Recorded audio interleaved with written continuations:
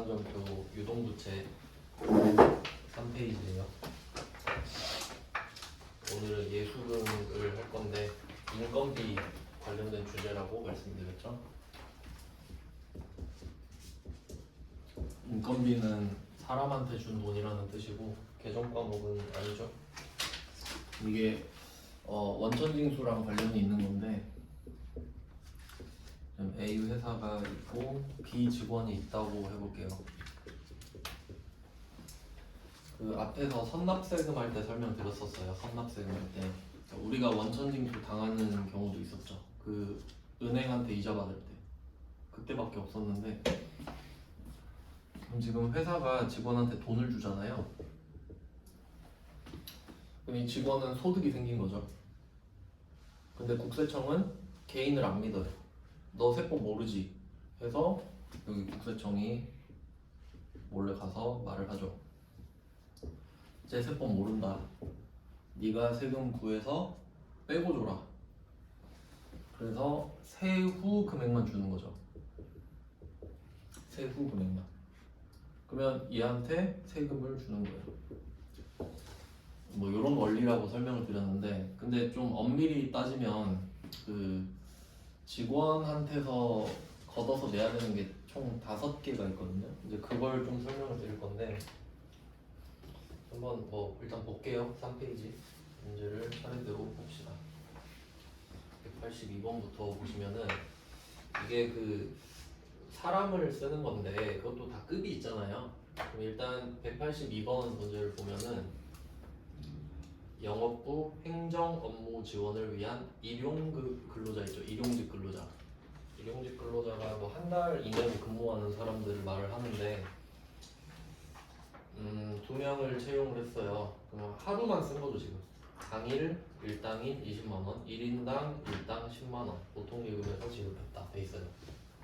그럼 이것도 직원은 아니지만 지금 어쩌다 한 번 쓰는 거거든요. 단기 알바. 그럼 이것도 돈 주는 거 맞죠? 그럼 국세청이 똑같은 걸 요구하지 않겠어요? 야, 쟤도 세법 모르니까 너가 저 10만 원에서 원천징수해서 나한테 줘. 이래야 정상이잖아요. 그것 때문에 세법을 알아야 되는 거예요. 그러니까 그게 정확한 기준은 맞는데, 그럼 이 사람 입장에서는 지금 소득세가 생기는 거거든요. 소득세. 근데 그 일용직 근로소득은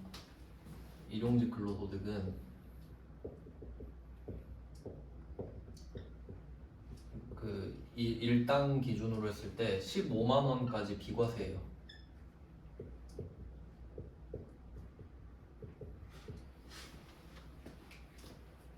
15만 원까지는 세금을 안 걷습니다. 왜냐면 일용직은 또 언제 일할지 모르잖아요. 만약에 제가 지금 노가다를 뛴다고 할게요. 오늘은 일자리를 구했어요. 근데 내일 비 오면 일 없을 수도 있죠. 그러니까 15만 원까지는 세금 안 걷겠다 이런 게 있거든요. 그럼 여기서 20만 원이 만약에 한 명한테 준 거면 원천징수 해야 됩니다. 15만 원을 넘으니까. 근데 1인당 10만 원씩이죠. 그럼 각각 비과세 맞죠? 그러니까 원천징수 이야기를 안 하는 거예요. 그러니까 이런 것 때문에 세법을 알아야 된다는 거죠. 네, 그래서 이 상황에 예외가 되는 거죠. 비과세니까. 그러면 뭐 회계 처리는 돈을 주긴 주는 거니까 비용 처리를 할 거거든요. 근데 일용직 근로자는 잡급을 씁니다. 잡급. 계정 과목이 잡급이에요. 원래 급여를 쓰는데 800번 잡급 20만 원. 보통 예금 20만 원 이렇게 하시면 됩니다.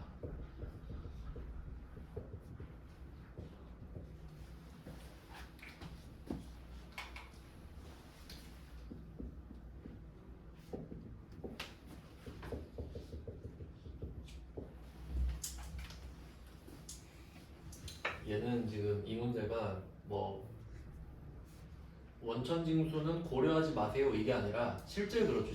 실제로 진짜로 부가세 원천징수를 안 하니까. 그래서 알고 계시면 좀 편하겠죠. 네, 그런 내용이 있었고요. 그러니까 일용직 근로자는 잡급 기억하시면 되고, 영업부 행정업무 지원이니까 800번이고, 뭐 건설 현장에 썼다 하면 500번이겠죠. 뭐 그런 식으로 뭐 제조 쪽에 썼다 그러면. 그 다음은 183번입니다. 183번은 영업사원 직무교육에 대한 강사료. 강사를 초청해서 한번 수업 좀 해주십시오. 뭐 이런 거죠. 그럼 이것도 약간 일용 근로자 느낌이 나잖아요. 근데 좀 느낌이 다릅니다. 이 사람은 이 강사 그 강의하는 거를 좀 직업으로 하고 있을 확률이 있죠. 이 사람은 사업소득자거든요. 사업소득자. 그 들어보셨을 건데 3.3% 프리랜서라고 그거예요.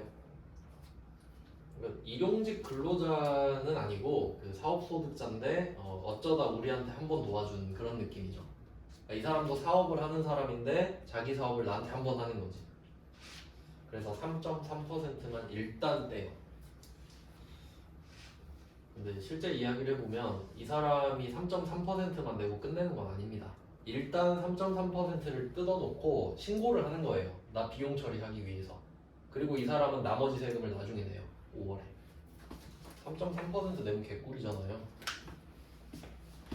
그래서 계산해보면 3.3% 정확히 맞고요. 얘는 어떻게 하냐면, 자, 우리 회사 입장에서 직원한테 돈을 주는 느낌이 아니라 교육을 했다는 느낌이 더 중요하죠.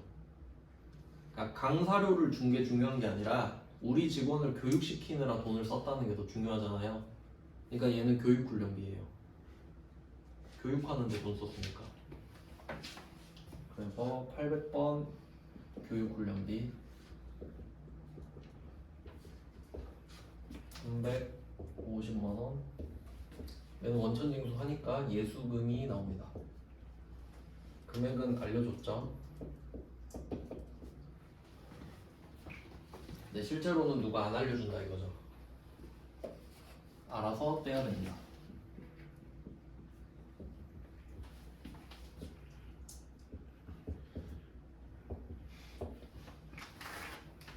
요거는 이 그림에 해당이 되죠. 3.3%만 떼서 주고 96.7%를 주는 겁니다. 세후로.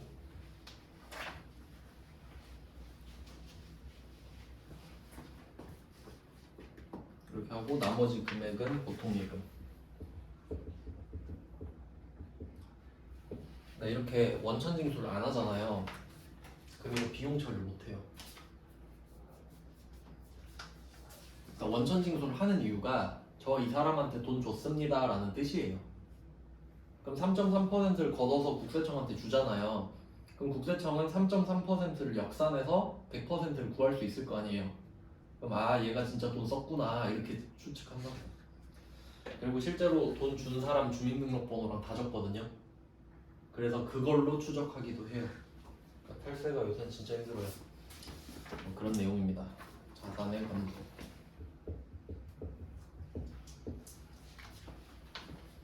이거 돈 주고 끝이 아니라 그 다음 달에 또 신고해야 되거든요. 이 사람한테 돈 줬어요. 주민등록번호, 이름 얼마 이런 식으로. 네, 이렇게 됐고, 그 다음은 184번.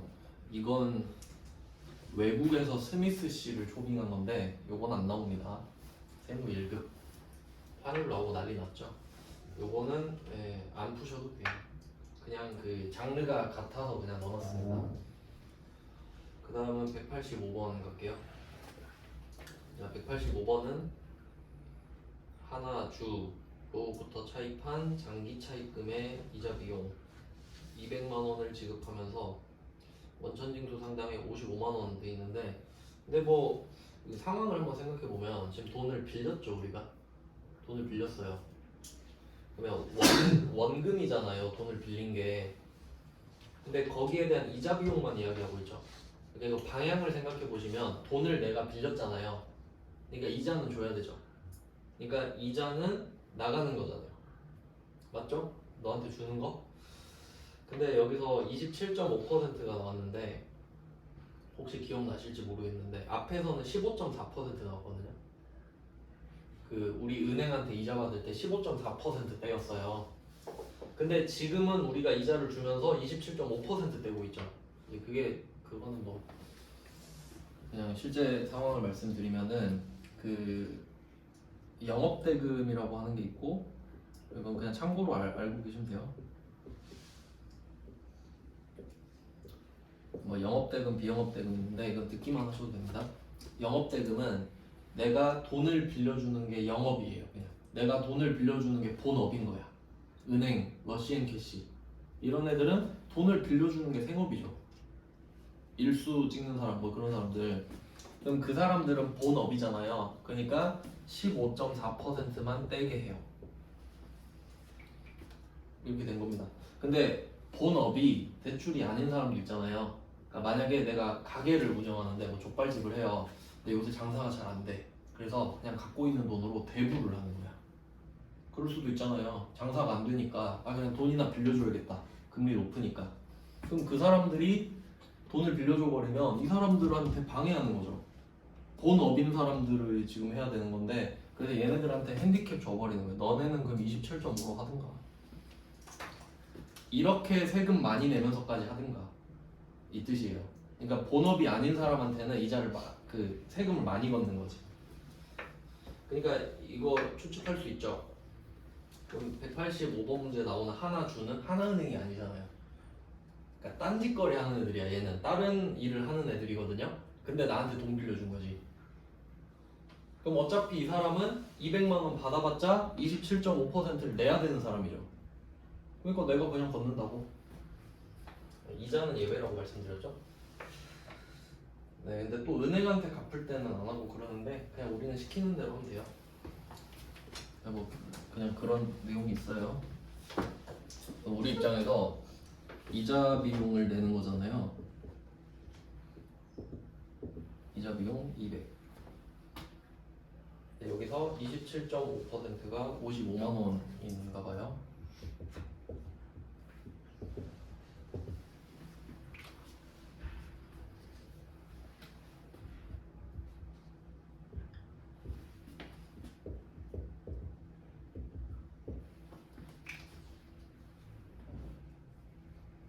나머지 현금은 주고.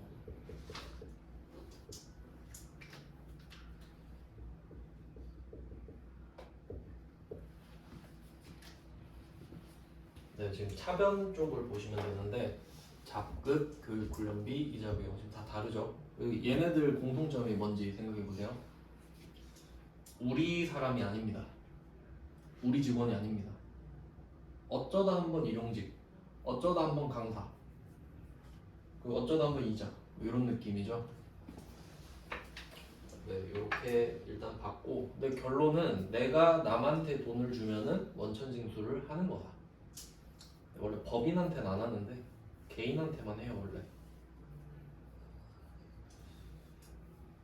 자, 여기까지는 뭐 좀 특이한 상황들이고 외부 사람들한테 돈을 주는 경우고요. 그 다음에 186번 이게 이제 진짜죠. 186번은 우리 직원입니다. 우리 회사 직원.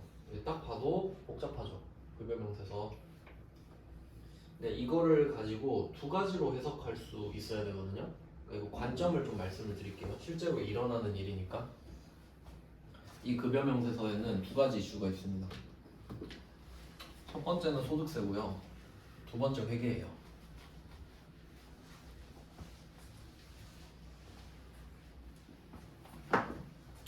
이 중에 직원이 중요한데 이 사람들 이야기할 때는 첫 번째 소득세 이야기를 해야 되고 그 다음에 두 번째가 회계 이야기를 하는 겁니다. 그러면 그 우리가 하는 걸 생각해야 돼. 우리 지금 뭐 하고 있냐면은 우리 회계하는 겁니다. 맞죠? 우리 회계 배우고 있어요 지금. 소득세법은 안 하잖아요. 그러면 회계는 돈이 들어온 거, 나간 거를 기록하는 거죠. 그럼 직원들 월급 주는 거, 돈 나가는 거 맞죠? 그러니까 그걸 하고 싶은 거거든요. 근데 돈을 줄 때 세금을 계산해 줘야 되네. 그러니까 원천징수라는 제도가 없으면 그냥 세전 금액 직원한테 던져주면 끝이죠. 그럼 소득세를 내가 고려할 필요가 없잖아요. 그냥 네 알아서 세금 내라 하고 200 던져주고 그럼 끝이지. 근데 국세청이 나한테 시켰잖아요. 개인한테 돈 줄 때는 원천징수해서 나한테 갖다 줘. 그럼 내가 소득세를 알아야 되잖아요. 그러니까 회계를 하기 위해 소득세를 알아야 되는 거잖아요, 지금. 알겠죠? 그러니까 소득세법 모르면은 이거 적질 못 하잖아요. 그럼 한번 관점을 봅시다.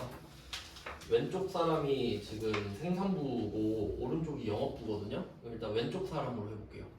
그 생산부 급여. 그 참고로 또 이게 블루 칼라랑 화이트 칼라랑 그 돈 주는 게 다른데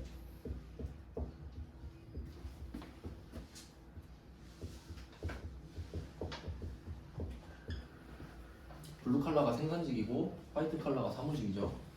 그럼 블루 칼라한테 주는 돈은 임금입니다. 들어보셨죠? 임금 협상 이런 거 들어보셨죠? 근데 여기는 급여죠. 급여도 있어요. 생산직한테는 임금도 줄 수 있고 급여도 줄 수 있어요. 그 다음에 화이트 칼라는 only 급여 뿐입니다. 그래서 그 화이트 칼라는 그러면 고민할 필요가 없어요. 선택권 자체가 없으니까. 근데 요건 어떻게 보시면 되냐면 급여 명세서 나오면 급여로 하시고 임금 대장 나오면 임금 하시면 돼요. 지금까지는 답이 그렇습니다. 근데 원래는 좀 의미가 있긴 있는데 그 뭐 제가 알기로는 우리는 시키는 대로 하면 되지만 그 정확한 의미 제가 알기로는 그래요.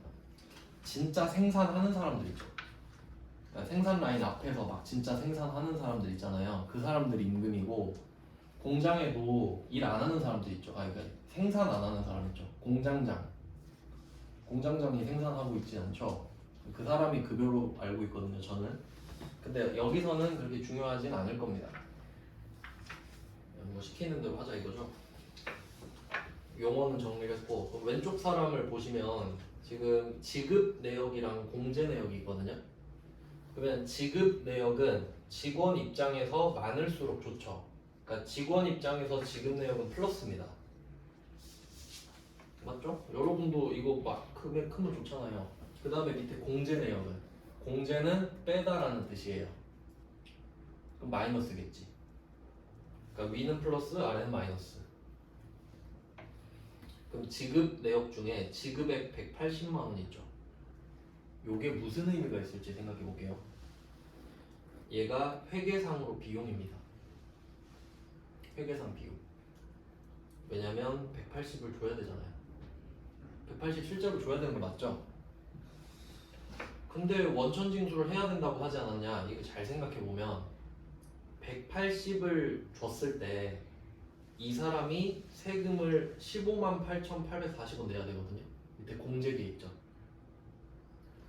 근데 이 사람이 계산을 하든 내가 계산을 하든 답은 정해져 있단 말이에요. 맞죠?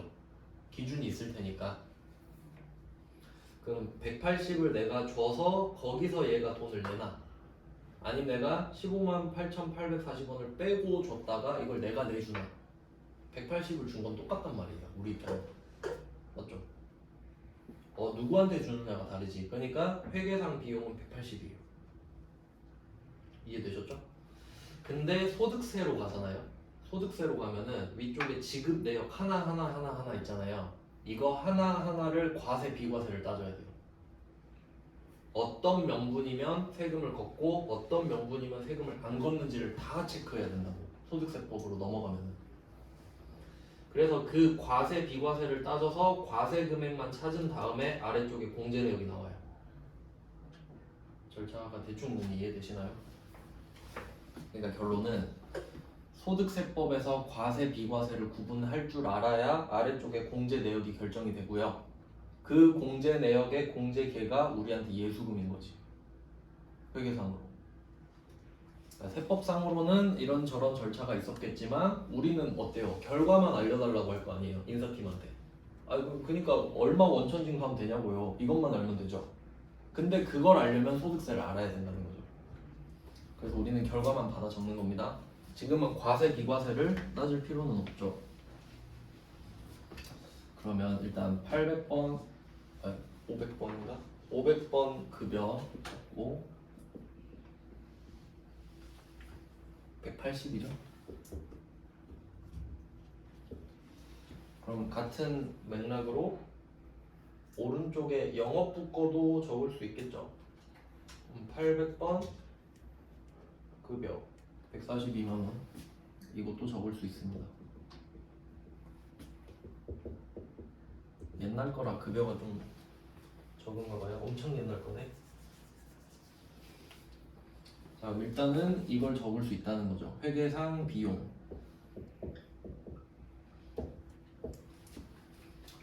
그리고 제가 비용이랑 수익은 말씀드렸는데 생각입니다. 생각. 그러니까 오늘이 직원 월급 날이잖아요. 그러면 아침에 딱 눈 뜨자마자 180 줘야 되고 142만 원 줘야 되네 이 생각 있죠. 그게 비용이에요. 그냥 생각이 드니까. 근데 만약에 내가 월급 밀릴 수도 있잖아요. 못 줄 수도 있죠 오늘. 그러면 미지급금인 거예요. 인식은 해놓고 돈을 못 줘도요. 월급날이 되면 비용은 인식하는 거예요. 그게 발생주의예요. 돈을 못 줘도 월급날이 왔으니까. 자, 그러면 이제 그 표시해야 될 게, 그러니까 여기서 회계상으로 적는 게 뭔지 알아야 될 거 아니에요. 그래서 지금 두 개 표시하셔야 돼요. 180, 142만 원. 두 개는 적었으니까 지금. 180만 원 하나 표시하시고 142만 원도 표시하시면 됩니다. 그 다음에 이제 예수금을 적어볼게요. 얼마 적을지 생각해보세요. 지금 180이랑 142만 원이 총 금액이거든요. 근데 요거를 왜 나눠서 적었을지 생각을 해볼게요. 500, 800이 다르니까. 500번으로 하면은 제조원가가 돼요. 그러니까 이게 어떤 의미가 있냐면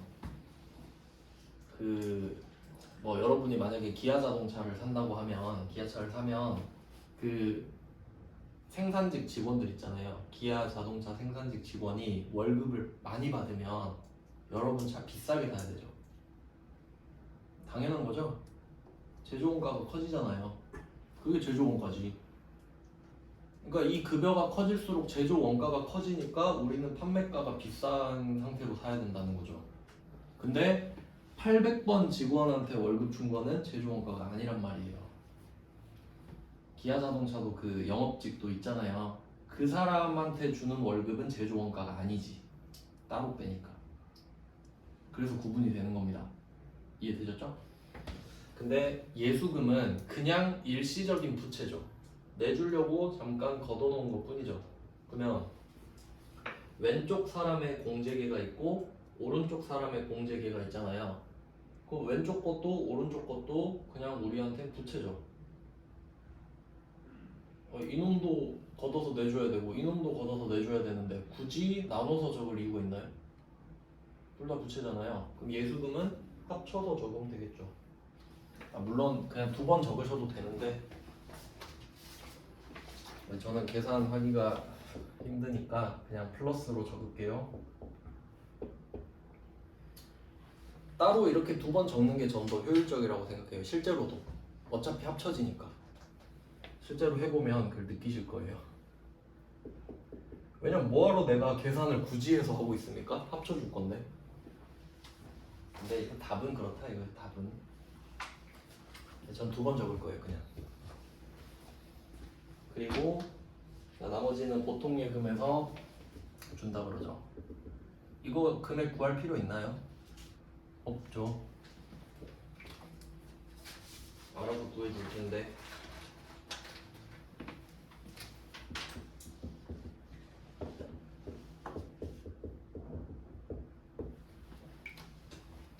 답이 이렇게 됩니다.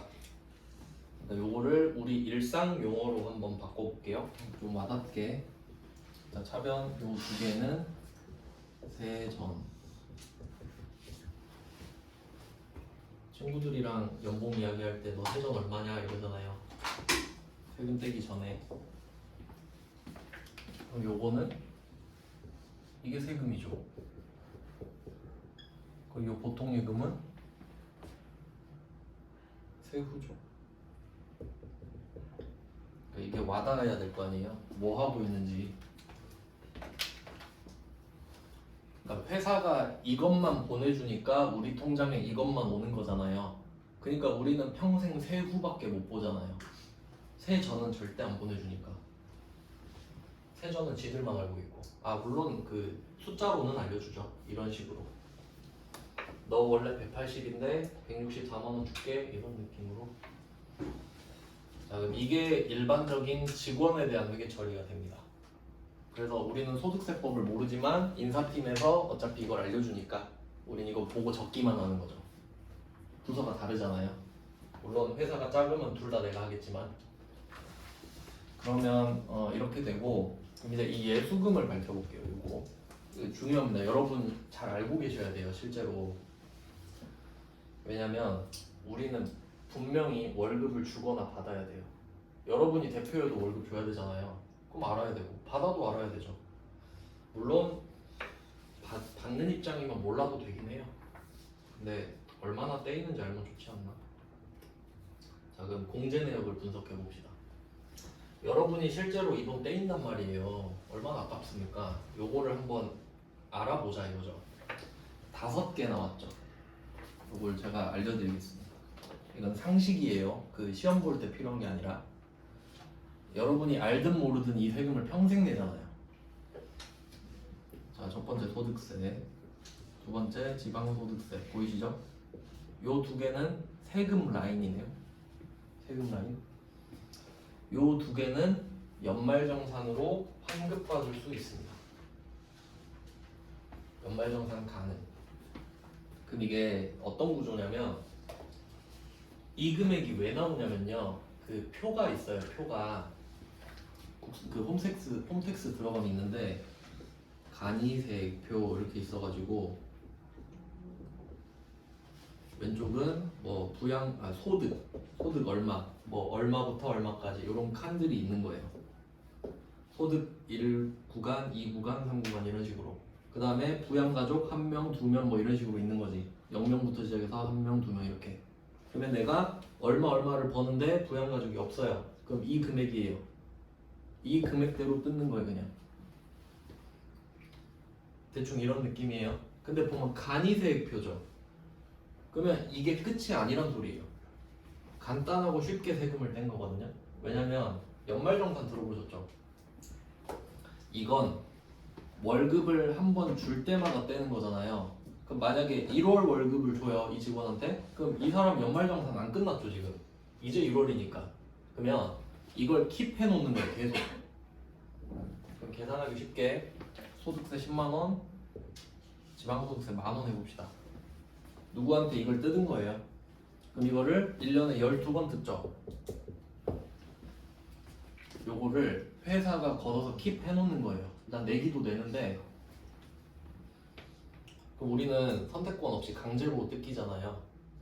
그리고 이제 12번 다 받으면 연말정산 해야 되죠. 그러면 내가 그 신용카드 얼마 썼고 교육비 얼마 썼고 기부금 얼마 썼고 의료비 얼마 썼고 다 모아야 돼요. 부양가족은 몇 명이며 어쩌고 저쩌고 많거든요. 그럼 그게 1년이 끝나야 할 수 있잖아요. 그러니까 얘는 임시로 걷는 거라고요. 끝날 때까지는 일단 걷긴 걷어야 되니까. 그러니까 얘 세금이 정확히 얼마인지 모른다고요 지금. 근데 일단 11만 원씩 걷어보자고. 그럼 이 사람이 지금 132만 원 뜯긴 거죠. 자 근데 이 사람 연말정산 해보니까 뭐 세금 내야 될 게 50만 원이에요. 그럴 수도 있죠. 실제 세금이 50만 원이야. 그럼 어떻게 될까요? 어떻게 해야 되겠어요? 82만 원을 돌려줘야 될 거 아니에요. 그게 연말정산이에요. 일단 이 정도 걷어봤는데 네가 계산해보니까 50밖에 안 나오더라. 미안 82만 원 줄게. 이게 연말정산이라고. 그러니까 월마다 대충 뜯었으니까 세금을 연말에 제대로 한번 해야 될 거 아니에요. 제가 출장비 설명하면서 그 계산하면 정산한다 그랬죠. 그러니까 이게 계산 아니에요 계산. 그러니까 정산을 하잖아요 연말에. 이해됐죠? 그러니까 원천징수랑 연말정산은 뗄 수 없는 거죠. 원천징수를 달마다 하잖아요 12번을. 그 12번 할 때마다 연말정산을 하는 거니까. 알겠죠? 그러니까 얘는 내고 끝내버린 게 아니라 임시로 걷어놓는 거예요. 요건 그러니까 살릴 수 있어요. 그런 내용이 있고 다음에 밑에 거. 그리고 소득세는 국세청으로 가고 지방소득세는 시청으로 갑니다. 지방이니까 10분의 1이고요. 그 다음에 국민연금. 상당히 비싸죠 이거. 근데 아시죠? 여러분은 못 받는 거 국민연금 내기만 해요 우리는. 국민연금. 그러니까 이게 현재 일하고 있는 사람한테서 국민연금 명목으로 뜯어가잖아요. 그리고 지금 은퇴한 사람들한테 퍼주는 구조예요. 퍼다 날르는 구조잖아요. 근데 우리 은퇴하면 애기들이 없죠. 그러니까 못 받아. 우리는 줘야 되고 지금 은퇴하는 사람 먹여 살려야죠. 그 다음에 건강보험. 이것도 금액이 꽤 나가죠. 그래도 건강보험은 우리나라가 잘 돼 있잖아요. 그래도 뭐 요거는 좀 안 아깝다고 봅니다. 그 다음에 여기에 그 장기 요양보험도 포함되어 있어요. 강제요, 강제. 그러니까 따라가는 애예요, 무조건. 그러니까 여기서 이 건강보험 안에 장기 요양도 포함되어 있다고 보시면 돼요. 따로 언급해도 하나고 언급하지 않아도 들어있는 겁니다. 그 다음에 고용보험. 이건 실업급여죠. 그러니까 지금 회사 다니고 있는 사람한테 삥 뜯어서 잘린 사람 퍼주는 거잖아요. 상부상조하는 구조예요 이게 다. 자, 이렇게 세 개를 묶으면 얘가 4대 보험이에요.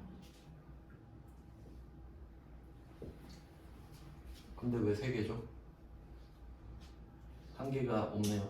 한 개는 산재보험인데 들어보셨나요? 산재보험. 일하다 다치면 뭐 보험 나오는 거 있죠? 그럼 이것까지 4대 보험인데 산재보험료는 직원 거를 회사가 다 내줘요. 그러니까 우리한테 삥 뜯으면 안 되지. 그러니까 우리한테는 명목으로 3개밖에 못 뜯어요. 야, 너 저거 4대 보험 중에 3개는 내야지. 그래도 산재보험은 내가 내줄게. 이렇게 되는 거죠.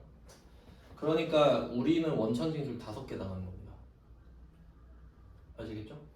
그럼 요거는 뭐냐면 그 과세 금액을 모아야 된다 그랬잖아요. 그럼 과세 금액에 따라 요율이 정해져 있어요. 대략 한 10% 정도로 알고 계시면 돼요. 그러니까 이 보험료만 합쳐서. 진짜 엄청 아깝죠? 근데 보험료라고 했죠? 이름이 보험료? 그럼 여러분 혹시 보험료 돌려받은 적 있나요? 보험료는 내고 끝이죠. 얘는 끝이에요. 내고. 얘는 연말정산 대상이 아닙니다. 그래서 뭐 얘네들은 그 꼭 내야 되는데 얘네들을 그래서 준조세라 그래요. 세금이랑 다를 바가 없다. 반드시 내야 되거든요. 요새 이거 다 잡아냅니다. 안 내는 사람도. 우리는 5개를 뜯기는데 그래서 5개가 나와 있는 거예요. 그럼 대충 생각해보면 4대 보험 이거 명분으로 한 10% 떼이고 그 다음에 소득세, 지방소득세에서 보통 한 3, 4% 떼여요. 보통. 그러니까 한 13%가 나가죠. 월급 받을 때마다. 근데 소득세는 그 살릴 수 있다 그랬죠. 네, 이렇게 보고 그럼 이 186번에서는 공제계를 왼쪽 오른쪽 거를 묶어두시면 되겠죠. 2개 같이 써야 되니까 예수금으로. 그러니까 여기서 4칸만 표시하는 건데 180만원, 142만원 한 칸씩 차지하죠. 그 다음에 공제계는 연결해서 왼쪽 오른쪽. 어차피 예수금으로 같이 쓰니까. 그 다음에 지급총액 있죠. 지급총액도 묶어야 되죠. 어차피 따로따로 줘도 합쳐서 주는 거니까. 이건 보통 예금이잖아요. 네, 이게 기본 포맷입니다. 월급 줄 때. 다음 문제로 갈게요.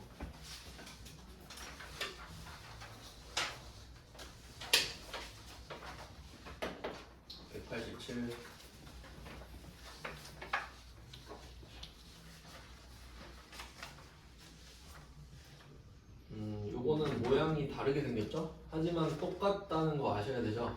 한번 해석해 볼까요? 4개만 표시할게요. 187번. 일단 왼쪽에 240만원, 230만원 보이죠? 240, 230. 그러니까 요거를 왜 따로 표시해야 되냐면 소속이 다르니까. 영업 생산이잖아요. 그러니까 만약에 영업이었으면 합쳐서 쓰면 되죠. 물론 따로 두 번 쓰셔도 되고. 근데 얘는 합칠 수 없잖아요, 절대. 부서가 다르니까. 800번 240, 500번 230입니다. 죄송해요. 250이네. 직책수당까지 해야 되니까. 죄송해요. 이것 때문에 넣은 것 같은데. 그럼 이거 한번 해석해 볼게요. 그 지급 내용이 박흥민 이 사람 영업인데 기본급 240에 직책수당 10이죠. 그럼 얼마 받는 거예요? 250이잖아요. 그럼 우린 250 주는 거죠. 이게 회계상 비용이지. 소득세는 몰라도 돼요. 뭐가 과세고 뭐가 비과세인지는 지들이 알아서 하겠지. 그건 알아서 해놨겠죠, 오른쪽에. 그래서 얘는 240이랑 10을 합쳐놔야겠네요. 그럼 250에 230 이렇게 되고, 그 다음에 뭐 5개 또 있죠. 소득세, 지방소득세, 고용보험, 국민연금, 건강보험. 공제계의 합계만 표시하면 되죠. 공제계의 합계 445890. 얘가 예수금이죠. 그 옆에 4, 354, 110. 요것도 하나 표시하면 되죠. 네, 이렇게 되는데 그리고 이 문제의 디테일은 문제 두 번째 줄에 급여와 임금을 사용하여 분계하기로 하며, 그럼 생산은 임금으로 써라 이 말이죠. 네, 시키는 대로 해야 되니까 그렇게 해주시면 됩니다. 네, 그래서 가장 정상적인 문제 186, 187을 봤습니다. 실제로 이렇게 생겼을 확률이 좀 높죠. 급여 명세서가. 그 다음에 188번은 좀 가라인데 한번 풀어볼게요. 너무 대충 해놨는데 한번 보겠습니다. 188번을 넣은 이유는 임금대장이라고 했기 때문이에요. 임금대장이라고 말했으면 임금으로 써달라 이 소리죠. 네, 원래는 임금입니다. 그러면 금액을 한번 찾아볼게요. 임금 원 250만원, 이게 임금으로 들어가겠죠. 차변에 여기 500번 급여 대신에 임금 들어가면 되고, 그 다음에 사회보험이 그 위에 3개겠죠. 고용보험, 국민연금, 건강보험을 말하는 거고요. 소득세 등은 소득세랑 지방소득세 말하는 거죠. 그러니까 3개, 2개 퉁쳐놓은 거거든요. 근데 그거 합친 게 30만 원이죠. 공제액계 30만 원이 예수금. 그리고 220만 원이 보통예금. 얘는 3개만 있으면 되죠. 250, 30, 220. 그러니까 어떻게 생겨도 풀 줄 알아야 돼요. 그래서 지금 일부러 막 이상한 거 막 넣는 거예요. 다 다른 게. 뭘 봐도 해석을 할 줄 알아야죠. 회사마다 다 다르게 생겼을 텐데. 그 다음에 189번, 요거는 난이도가 좀 높은데 이게 실제에 좀 더 가깝습니다. 한번 볼게요. 189번은 사무직원이니까 800번 급여겠죠? 얼마인지 생각해 볼까요? 급여 200만 원 돼 있죠. 그럼 회계상 비용을 찾아야 되거든요. 회계상 비용은 200입니다. 맞죠? 뭐 과세든 비과세든 알게 뭐야. 200 줘야 되면 200 주는 거지. 그러면 이 안에 비과세 식대 10만 원 포함은 인사팀에서 봐야 될 내용이죠. 우린 회계팀이잖아요. 그러니까 인사팀에서 이 10만 원을 고려해서 밑에 4대 보험이랑 다 뽑아 놓은 거예요. 그러니까 회계에서는 과세 비과세 신경 안 쓰셔도 됩니다. 총액만 쓰시면 돼요. 총액만. 그 다음에 4대 보험 내역 보면은 요거를 잘 보셔야 됩니다. 김용남 씨와 회사 부담액은 반반이라고 가정한다 돼 있죠. 실제로 국민연금이랑 건강보험은 진짜 반띵합니다. 그러니까 이게 무슨 말이냐면 여러분이 지금 월급이 200인데 요 상황으로 봤을 때 200인데 나보고 국민연금 9만 원 내라는 거예요. 말 안 되죠. 아니 200 버는데 9만 원이요? 근데 회사가 반을 내줘요. 그러니까 나한테선 4만 5천 원만 삥 뜯어가는 거지. 그러니까 회사가 얼마나 배 아프겠어요?